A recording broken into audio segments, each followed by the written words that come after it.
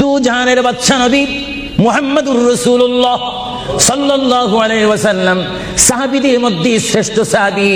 কিয়ামত পর্যন্ত আমার রাসূলের যুগ থেকে কিয়ামত পর্যন্ত কোটি কোটি কোটি কোটি ঈমানদার মুসলমান মুত্তাকিন ফরেজগার ওলি গৌস কুতুব ফকির দরবেশ সকলের ঈমানকে যদি এক পাল্লার মধ্যে রাখা হয়, সাইয়্যিদনা আবু বকর সিদ্দিক রাদিয়াল্লাহু তাআলা আনহুর একটি রাত্রির সমতুল্য হবে না। জোরে বলেন সুবহানাল্লাহ। সমস্ত ঈমানদারের ইবাদত যদি এক পাল্লাতে রাখা হয়, সাইয়্যিদনা আবু বকর সিদ্দিক রাদিয়াল্লাহু তাআলা আনহু এক রাতে যেই ভালোবাসা রাসূলকে দেখিয়েছেন, তার পরিমাণ ভালোবাসা সমগ্র সৃষ্টি জগতের মুসলমানের হবে না। চিৎকার দিব সুবহানাল্লাহ। সাইয়্যিদনা আবু বকর সিদ্দিককে আল্লাহ রাসূল বললেন, আবু বকর, আমি আমার মায়ের দেশ, আমি আমার বাবার দেশ, আমি আমার দাদার দেশ মক্কাতুল মুআজ্জামা, মক্কা শরীফ মাতৃভূমি ছেড়ে আল্লাহর হুকুমে কাফেরদের অত্যাচারে আমাকে এখান থেকে হিজরত করে চলে যেতে হবে। যদি আমি হিজরত করি, আবু বকর, তুমি আমার সঙ্গী হয়ে থাকবে। চিৎকার দিয়ে বলেন সুবহানাল্লাহ। আল্লাহর নবী কোন দিন হিজরত করবেন, কোন মাসে করবেন, কি সকাল বেলায় করবেন, না সন্ধ্যায় করবেন, না গভীর রজনীর মধ্যে করবেন, না দিনের মধ্যে করবেন, না ঠান্ডার সিজনে করবেন, না গরমকালে করবেন, না গ্রীষ্মকালে করবেন, না বসন্তকালে করবেন, কোন অবস্থায় করবেন, কোন দিন করবেন, কোন মাসে করবেন, তার নির্দিষ্ট করে বলেনি। আল্লাহর প্যারা নবী দু জাহানের বাদশা নবী মুহাম্মদুর রাসূলুল্লাহ হিজরত করার টাইমে সাইয়্যিদানা আলী রাদিয়াল্লাহু তাআলা আনহুকে ডাক দিয়ে বলে, আলী, আমি হিজরত করব, আমি রাত্রের আধার অবস্থার মধ্যে মাতৃভূমি ছেড়ে চলে যাব। আলী, তুমি আমার বিছানার মধ্যে শুয়ে থাকবে, কম্বলখানা গায়ে দিয়ে শুয়ে থাকবে। আলী, কাফিররা তোমাকে মারার জন্য চেষ্টা করবে, কিন্তু তোমাকে মারতে পারবে না। আলী, আমি যাওয়ার টাইমে অনেকের আমানত টাকা পয়সা আমার কাছে রয়েছে, আমি তোমার হাতের মধ্যে দিয়ে দিলাম। সকাল যখন হয়ে যাবে, তুমি তাদের আমানতগুলা তাদের কাছে পৌঁছাই দিবে। এতে প্রমাণ হলো হযরত আলী যদিও নবীর বিছানার মধ্যে ঘুমিয়ে যায়, তারপর আলীকে মারা যাবে না, যেহেতু যদি আলী মরে যাইতেন, আলীর নিকটে আমার নবী আমানত রাখতেন না। জোরে বলেন সুবহানাল্লাহ। আরো জোরে বলেন সুবহানাল্লাহ। তাহলে কাফেররা যে আলীকে মারতে পারবেন না, এটা নবী জানে কি জানে না? আওয়াজটা ডাউন হয়ে গেল। উচ্চ সুরে বলেন, নবী জানে কি জানে না? নবীকে জানার ক্ষমতা দিয়েছেন কে? আল্লাহ। কারণ নবীর টিচার তো কোনো ব্যক্তি নয়, নবীর টিচার কোনো ফেরেশতা নয়, নবীর শিক্ষক কোনো মানুষ নয়, নবীর শিক্ষক একমাত্র হচ্ছে আল্লাহ। জোরে বলুন কে? আরো জোরে বলুন কে? আল্লাহ যার শিক্ষক, তার ইলমের কি কমতি আছে নাকি? হযরত আলী জীবনকে ভয় না করে তিনি রাসূলুল্লাহর পালঙ্কের মধ্যে তিনি শুয়ে পড়লেন, বিছানার মধ্যে শুয়ে পড়লেন। যখন শুয়ে পড়ল, কাফেররা প্রবেশ করে দেখেন ওই চকির মধ্যে নিশ্চয়ই মুহাম্মদ ঘুমিয়ে আছে। বলেন সাল্লাল্লাহু আলাইহি ওয়াসাল্লাম। কম্বলখানা উঠি তারা দেখলেন মুহাম্মদের স্থানে শুয়ে আছেন শের খোদা হযরত আলী। কাফেররা বলল, আলী, আমরা তো ইচ্ছা করলে তোমাকে জবা করে দিতে পারি বা তোমাকে জবাই করে দিতে পারতাম। আলী, তুমি কেন এই বিছানার মধ্যে শুয়ে আছো? হযরত আলী চোখের পানি ছেড়ে বলে, কাফেররা, তোমরা এখনো পর্যন্ত আমার হাবিবকে চিনতে পারোনি, আমার নবীকে চিনতে পারোনি। আমার নবী শুধু এখানে আমাকে শোয়াইছেন, ঈমান পরীক্ষা করেছেন। শুধু তাই নয়, আগামী দিন সকাল বেলায় মানুষের আমানতের জিনিস মানুষের কাছে পৌঁছায় দেওয়ার জন্য রাসূলুল্লাহ তাও আমাকে বলেছেন। তাহলে বুঝা গেল, একদিকে আমি রাসূলুল্লাহর পেটের মধ্যে ঘুমাবো, আর সকাল বেলায় আমি উঠে মানুষের আমানত তাদের হাতে পৌঁছাইয়ে দেব। জোরে বলেন সুবহানাল্লাহ। বলেন আল্লাহু আকবার। আরো জোরে বলুন আল্লাহু আকবার। মহান নবীকে এত সুন্দর করে পৃথিবীতে পাঠিয়েছেন আল্লাহ। জোরে বলেন কে? তাহলে ভাইয়েরা আমার, কেউ যদি আমাকে মারতে আসে আর আমি যদি জানি আমার পালকের মধ্যে যদি আমি শুয়ে থাকি, কেউ আমাকে জবা করে দিবে, আর এই টাইমে যদি আমার ভাইকে যদি আমি বলি, বিশেষ করে সভাপতিকে যদি বলি, আপনি একটু আমার পালকে ঘুমান, উনি বলবে আমার সভাপতির প্রয়োজন নেই, আমার জান বাঁচা ফরজ, বসবে না, থাকবে না। আর সাহাবায়ে কেরাম জেনে শুনে মেনে ইচ্ছা করে নিজের জীবন প্রতি মুহূর্তে মুহাম্মদ রাসূলুল্লাহ চরণের মধ্যে দেওয়ার জন্য প্রতি ওয়াক্তে প্রস্তুত ছিল। চিৎকার দিয়ে বলেন সুবহানাল্লাহ। আল্লাহর পেয়ারা নবী হিজরত তিনি শুরু করলেন। আল্লাহর পেয়ারা নবী মায়ের দেশ মক্কা শরীফ থেকে আল্লাহর নবী চলে যাচ্ছেন। চলে যাওয়ার টাইমে সাইয়্যিদানা আবু বকর সিদ্দিকের ঘরের মধ্যে গেলেন। সাইয়্যিদানা আবু বকর সিদ্দিক রাদিয়াল্লাহু তাআলা আনহুর ঘরের দরজার মধ্যে আল্লাহর প্রিয় নবীকে ডাক দিলেন, ইয়া আবু বকর, ইয়া আবু বকর, ইয়া আবু বকর করে যখন ডাক দিলেন, সাইয়্যিদানা আবু বকর সিদ্দিক রাদিয়াল্লাহু তাআলা আনহু একটা সেকেন্ড দেরি না করে সঙ্গে সঙ্গে বললেন, ইয়া রাসূলুল্লাহ, ইয়া রাসূলুল্লাহ। আল্লাহর প্যারা নবী চক্ষু মুবারকের পানি মুবারক ছেড়ে দিলেন, আবু বকর তুমি রাত্রে এমন সময় আমি এসেছি, নিশি রজনীর মধ্যে এসেছি, যে টাইমে মানুষ একটু ঘুমায়, ওই ঘুমের টাইমে তোমার ঘরের দরজার মধ্যে এসে তোমাকে ডাক দিলাম। বেড থেকে ঘুম থেকে উঠতে তো তোমার 2-3 মিনিটের প্রয়োজন, কিন্তু আমি নবী তোমাকে ডাক দেওয়ার সঙ্গে সঙ্গে তুমি কি করি ইয়া রাসূলুল্লাহ বলতে পেরেছো? হযরত আবু বকর চোখের পানি ছেড়ে বলে, হুজুর আপনি আপনার সঙ্গে আমাকে হিজরতের কথা বলেছেন, কোন দিন হিজরত করতে হবে তা আপনি নির্দিষ্ট বলেন নেই। হুজুর আজকে কয়েক মাস অতীত হয়ে গেল আমার জীবনের মধ্যে, আরামের ঘুমকে হারাম করে দিয়ে রাত যখন হয়ে যায় আমার পিঠটা দরজার সাথে লাগিয়ে, আমার কানটা দরজার সাথে লাগিয়ে রাখতাম। আল্লাহর নবী কখন আমাকে ডাক দেয়, জোরে বলেন সুবহানাল্লাহ, আরো জোরে বলেন সুবহানাল্লাহ। এটার নাম হচ্ছে মুহাব্বত। যারা রাসূলুল্লাহর মুহাব্বত করে তারা অবশ্যই আল্লাহর মহব্বত আদায় হয়ে যায়। সুবহানাল্লাহ। আপনারা বলেন রাসূলুল্লাহ কার রাসূল? আরো জোরে বলুন না, কার রাসূল? ওনাকে রাসূল করে পাঠিয়েছেন কে? ওনাকে হেফাজত করার দায়িত্ব কার? ওনার জবানের হেফাজত করার দায়িত্ব কার? ওনাকে ভালোবাসার দায়িত্ব কার? আমরা যদি রাসূলকে ভালোবাসি আল্লাহ কি খুশি হবে না বেজার হবে? এজন্য ভাইরা আমার, সাইয়্যিদানা আবু বকর সিদ্দিক রাদিয়াল্লাহু তাআলা আনহু তিনি নবীকে এমনই ভালোবাসতেন, যারা রাসূলকে পৃথিবীর বুকে এমনি ভাবে ভালোবাসতে পেরেছেন তারাই হয়েছেন আখিরাতের জান্নাত পাওয়ার গ্যারান্টি সার্টিফিকেট তারা পৃথিবীর থেকে লাভ করেছেন। চিৎকার দিয়ে বলুন সুবহানাল্লাহ। আমার ভাইরা, আল্লাহ পাক এমন একটি ধর্ম আমাদেরকে দিয়েছেন, এই ধর্ম যেমন নারীদের জন্য, এই ধর্ম তেমন পুরুষের জন্য। এই ধর্মের নাম ইসলাম। ইসলামকে যারা মেনেছেন, ইসলামকে যারা জীবনের অলংকার হিসাবে গ্রহণ করেছেন, তারা বড় দামি হয়েছেন। তাদের মধ্যে আরেকজন মহিলা হচ্ছে মা ফাতেমার মা। বলেন মা ফাতেমার মা। সবাই জনে জনে বলুন বিবি খাদিজাতুল কুবরা রাদিয়াল্লাহু তাআলা আনহা, জোরে বলুন সুবহানাল্লাহ। তিনি ঘুমাচ্ছেন কোথায়? জান্নাতুল মুআল্লা। কোথায়? মক্কা শরীফ, আরব দেশে। আমি গত রমজানের ঈদের দিন মা খাদিজাতুল কুবরার কবরে যাওয়ার সুযোগ হয়েছে, কারণ প্রতি বছর রমজান মাসে ঈদের দিন ওই কবরস্থানের গেট খোলা হয় এবং সরাসরি কবরে যাওয়া যায়, এবং সেখানে গেলে মেশক আম্বরের খুশবু পাওয়া যায়। সুবহানাল্লাহ। আর একটু জোরে বলুন না সুবহানাল্লাহ।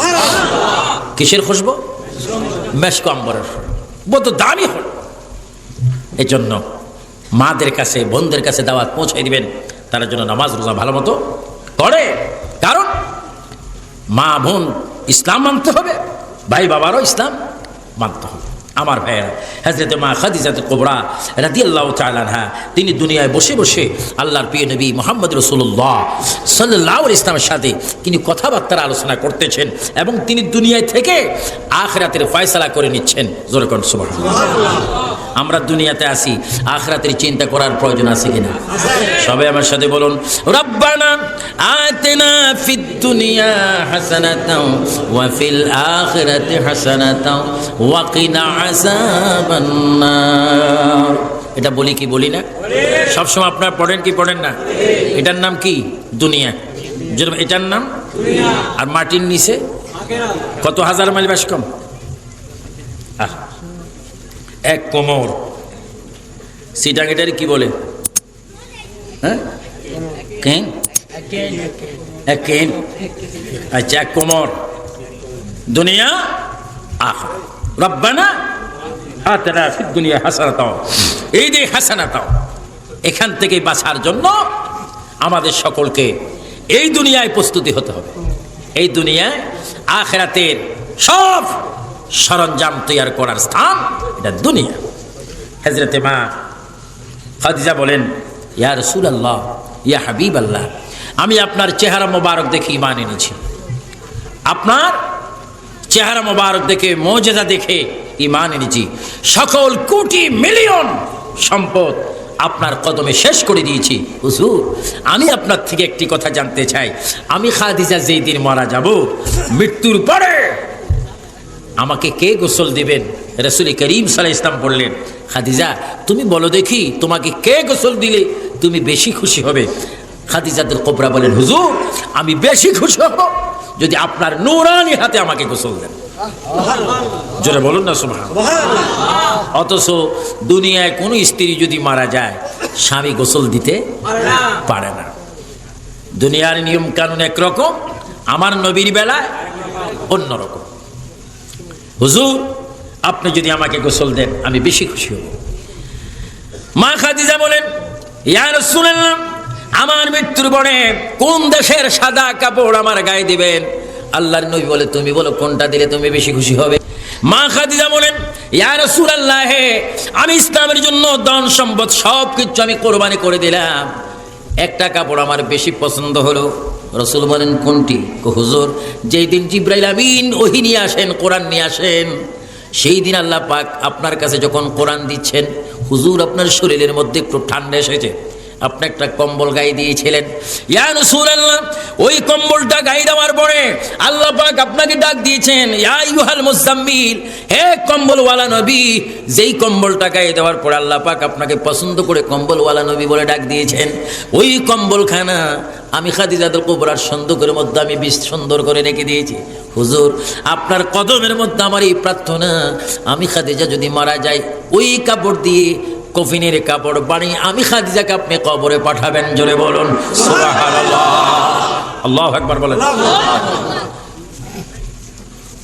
হযরত মা খাদিজাতুল কুবরা এবার কেঁদে দিলেন, ইয়া রাসূলুল্লাহ, পৃথিবীর প্রত্যেকটি মানুষ মুসলমান যখন কবরে যায়, তাদের কবরের মধ্যে তিনটি প্রশ্ন হয়। প্রথম প্রশ্ন আল্লাহ সম্পর্কে, 2 নম্বর প্রশ্ন দিন সম্পর্কে, 3 নম্বর প্রশ্ন আপনার সম্পর্কে। হুজুর, আমি 2টি প্রশ্নের জবাব দিতে পারবো, প্রথম প্রশ্নের জবাব আমি খাদিজাই দিতে পারবো না। কই কেন? ইয়া রাসূলুল্লাহ, আপনার সম্পর্কে যদি কবর আমাকে প্রশ্ন করা হয়, আমি বলতে পারবো যেহেতু আমি আপনার ঘর করেছি, আপনাকে দেখেছি, চেহারা দেখেছি, আপনি রাসূল, ইসলাম মেনেছি, ধর্ম গ্রহণ করেছি, এই জন্য বলবো। কিন্তু আল্লাহ পাককে তো আমি এখনো দেখিনি, আল্লাহ আছে বলে আমি কবরে মিথ্যা কথা বলতে পারবো না। আপনি ওয়াদা দেন আমার পক্ষ থেকে, মুনকির নকিরের প্রথম সওয়ালের জবাব আপনি রাসূল দিবেন কিনা? জোরে বলুন আল্লাহু আকবার। ঈমান কাকে বলেন? বিশ্বাস কাকে বলেন? আল্লাহর প্রিয় নবী, দুজানের বাদশা নবী সাল্লাল্লাহু আলাইহি ওয়াসাল্লাম, মা খাদিজাতুল কুবরা যখন ইন্তেকাল হলেন, প্রিয় নবী কি করলেন? নিজে গোসল দিলেন, কম্বলখানা দিয়ে তিনি কাফনের কাপড়ের ব্যবস্থা করলেন। জানাজা পড়ে নিজে কবরের মধ্যে মা খাদিজাতুল কুবরাকে দিলেন। যেখানে মা খাদিজাকে কবর দেওয়া হলো, এখানে আমার নবীর কদম মুবারকের দাগ এখনো রয়েছে। পৃথিবীর মেষ কম্বরগুলো যদি একত্রিত করা হয়, রাসূল যে জায়গায় কদম লাগিয়েছেন ওই জায়গার খুশবুর মতো আর কোনো খুশবু নাই। জোরে বলুন সুবহানাল্লাহ। আমার নবীর এত সুন্দর খুশবু। আজকে অনেক বেয়াদওয়ারা বলে রাসূল আমাদের মতো মানুষ, তাও কি দরা ফাঁস করে, বুখারী পড়ে, বড় পাগড়ি মাথায় দিয়ে। আমি আমার তত্ত্বাবধায়ক সরকারের প্রতি আকুল আবেদন জানাবো, এই দেশের মাটিতে এমন একটা আইন করে যান, যারা নবীর বিরোধী করবে, ওলি আল্লাহর বিরোধী করবে, তাদের মৃত্যুর দণ্ডের আইন হোক। আপনারা চান কি চান না? 2 হাত তুলে বলুন, চান কি চান না?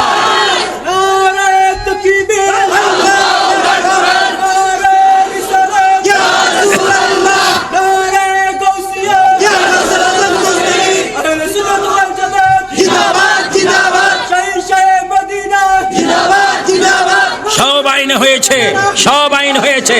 আমি চাই তত্ত্বাবধায়ক সরকার একটা ইতিহাস সৃষ্টি করবেন, যারা নবী বিরোধী, নবীর বেলায় যা তা বলে, নবীকে আমাদের মতো মানুষ বলে, মাজারে বোমা মারে, মাজার জিয়ারতকে শিরিক বলে, মিলাদুন নবীকে হিন্দুদের কীর্তন বলে, ওই সমস্ত বেয়াদবের বাচ্চাদের বিরুদ্ধে মৃত্যু ও দণ্ডের আইন হোক, এটা আমরা সুন্নিরা চাই কি চাই না?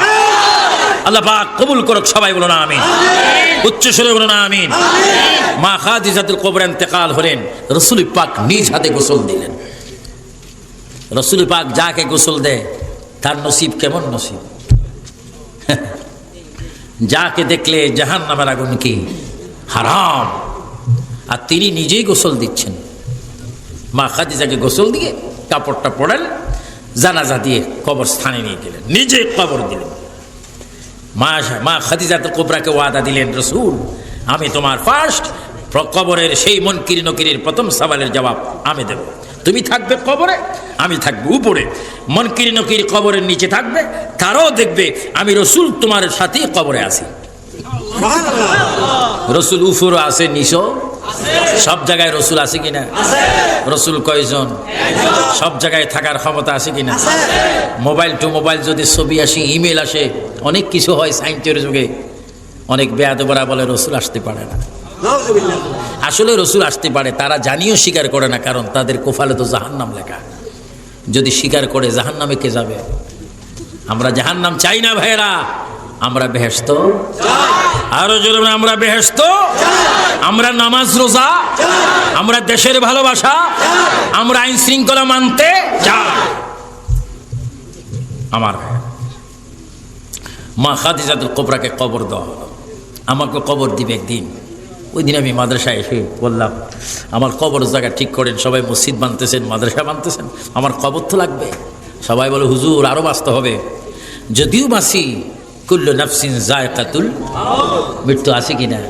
বাংলার কোটি কোটি মানুষ, আমেরিকার সেই ভক্ত ভাইয়েরা, সারা বিশ্বে যেখানে বাঙালি মুসলমান আছে, সেখানেই একজন আবু সুফিয়ানের পরিচিত ভাই আছে। আমার ভাইয়েরা, একজন ভাই আমার সাথে কবর যাবেন না। রাসূল বলে, ঈমান যদি ঠিক রাখো, আমল যদি সুন্দর করো, কোরআনের সাথে যদি সম্পর্ক রাখো, মা বাবার খেদমত যদি করো, হাদিসের সাথে যদি ভালোবাসা রাখো, কবরে কেউ থাকবে না তোদের, আমি রাসূল তোদের কবরে থাকবো। যারা বলুন না সুবহানাল্লাহ। আমরা রাসূল কবরে চাই। আল্লাহর প্রিয় নবী মা খাদিজাতুল কুবরাকে কবর দিলেন। এবার কবর দেওয়ার পরে ফটিয়ার ভাইয়েরা, ফুরসভার ভাইয়েরা, কয়দিন আগে আব্দুল মালিকের বাবা মারা গেল। গত বছর, আগের বছর আমি দেখে গেলাম, এবার নাই। এইভাবে হবে, আরেকজন মারা যাবে। আমরা কবরের মধ্যে যখন মাটি দিই, তখন আমরা একটা দোয়া পড়ি। সবাই বলেন, মিনহা খলাকনাকুম। সবাই বলেন, মিনহা খলাকনাকুম ওয়া ফিহা নুঈদুকুম ওয়া মিনহা নুখরিজুকুম তারাতান উখরা। এই মাটি দেওয়া হলো। মাটি দেওয়ার পরে মাছ দেওয়া হয়, বরক দেওয়া হয়, মাটি দেওয়া হয়, সব কিছু দেওয়ার পরে জিয়ারত শুরু হয়। মা খাদিজাকে কবর দিয়ে আল্লাহর প্রিয় নবী, দু জাহানের বাদশা নবী, আসা মোবারক, লাঠি মোবারক কবর উপরে দিয়ে, লাঠির গোড়া কবরের উপরে রেখে আল্লাহর নবীকে লাঠির আরক মাথা যাবি মোবারকের নিচে দিয়ে এইভাবে মা খাদিজা কবর উপরে দাঁড়িয়ে আছেন। এক ফোঁটা চোখের পানি, রহমতুল আলামিনের চোখের পানি মা খাদিজার কবরে পড়ে গেল। মুনকির নকির আসবে 1 ঘন্টা, 2 ঘন্টা, 3 ঘন্টা, 4 ঘন্টা, প্রায় 9 ঘন্টা হয়ে গেল। কবরে কোনো প্রশ্ন আসে না, মুনকির আসে না। জিব্রাইল আমিন হঠাৎ করে আসলো। আল্লাহ পাক বলে, জিব্রাইল রে, ও জিব্রাইল, আমার বন্ধুকে বলো কষ্ট যেন না করে। বন্ধু তার বিবির কবরের সওয়ালের জবাব দেওয়ার জন্য দাঁড়িয়ে আছে। আমার বন্ধুকে জানিয়ে দাও, বন্ধুর এক ফোঁটা চোখের পানি যেই খাদিজার কবরের মধ্যে পড়েছে, কিয়ামতের আগে ওই কবর আমি মুনকির নকির পাঠাবো না। জয় বলুন। এবং আমার বন্ধুকে জানিয়ে দাও, বন্ধুর চোখের পানি পড়ার কারণে গোটা মাটিকে, এই কবরস্থানকে আমি জান্নাত বানাই দিলাম। ও মা খাদিজাতুল কুবরা, আপনার নসিব এত ভালো কেন? আপনার নসিব এত ভালো কেন? মা খাদিজা বলে, আমি জবানে ইকরার করেছি লা ইলাহা ইল্লাল্লাহ, আল্লাহ ছাড়া কোনো মাবুদ নাই, মুহাম্মদুর রাসূলুল্লাহ তিনি আল্লাহর রাসূল, তিনি শেষ নবী। ওনার আদর্শ হচ্ছে পৃথিবীর একমাত্র শান্তির আদর্শ। রাসূল মানার মতো মেনেছি, আল্লাহকে বিশ্বাস করার মতো করেছি, দুনিয়াও শান্তি দিয়েছিলাম, কবরের মধ্যে যাওয়া মাত্র জান্নাতের হাওয়া পেয়েছিলাম। জোরে সুবহানাল্লাহ।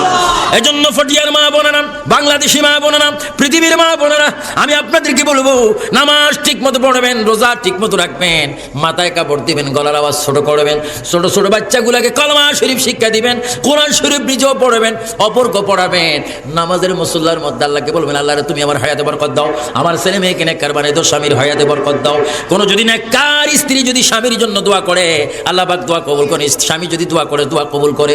এইভাবে যদি সুন্নাত মোতাবেক পারিবারিক জীবন থেকে, সাংসারিক জীবন থেকে, সামাজিক জীবন থেকে, রাষ্ট্রীয় জীবন থেকে, আন্তর্জাতিক জীবন থেকে আমার নবীর আদর্শকে যদি আমরা ফলো করি, খোদার কসম আমার স্বাধীন বাংলাদেশ সোনার মদিনার দেশ হয়ে যাবে। আমরা নবীর সুন্নাত মুহাব্বত চাই কি চাই না? আল্লাহ পাক এই স্বাধীন সোনার বাংলাদেশে রাসূল পাকের মুহাব্বত, রাসূল পাকের আদর্শ, রাসূল পাকের সুন্নাত নারী সমাজকে, পুরুষ সমাজকে রাসূল পাকের সুন্নতকে পালন করার তৌফিক দান করুন।